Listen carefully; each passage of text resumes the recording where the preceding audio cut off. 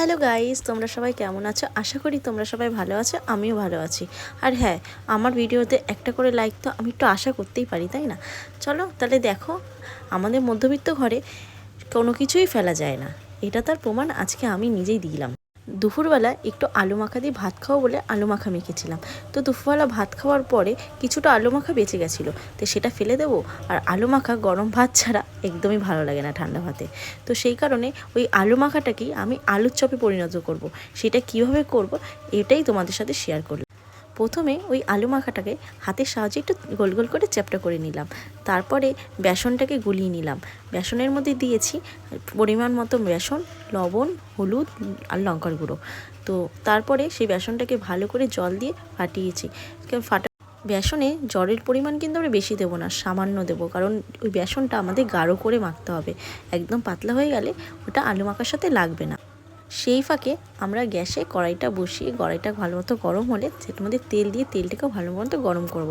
তারপরে ওই চ্যাপটা করা যে আলুগুলো সেগুলো আমরা ওই বেসনে ডুবিয়ে তেলের মধ্যে এক এক করে ছাড়বো। আমি কিন্তু প্রথমে একটা চপ ফার্স্টে ছেড়ে দেখেছিলাম যে সেটা ছেড়ে যাচ্ছে কিনা, কিন্তু দেওয়ার পর দেখলাম যে না, কিছু হয়নি, ভালো মতনই ফুলেছে। আলুর চপগুলো কিন্তু খুব ভালো মতো ফুলেছে আমার সব কটা। এক পাশ হলে আর এক পাশ তোমরা এদিক ওদিক করে আলুর চপটা গরম তেলের মধ্যে ঘুরিয়ে নেবে। এরকমভাবে 2 থেকে 3 মিনিট, 3 থেকে 4 মিনিট হয়ে গেলে আস্তে করে নামিয়ে দিও। তারপর দেখো চপগুলো কীরকম হয়েছে দেখতে। দুর্দান্ত, কিন্তু দেখতে কিন্তু দারুণ হয়েছে। কিন্তু দেখতে দারুণ হলে হবে না, খেতেও কিন্তু দারুণ হতে হবে। হ্যাঁ, আমি প্রথম ভেবেছিলাম যে কেমন হবে না হবে, কিন্তু দেখো ভিতরে বেসনগুলোও কিন্তু একদম কাঁচা নেই, সবটাই সিদ্ধ হয়ে গেছে।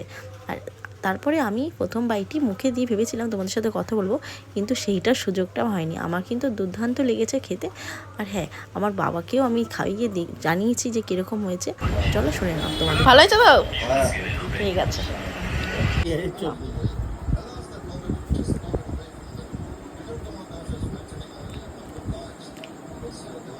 ভালো হয়েছে, খুব সুন্দর।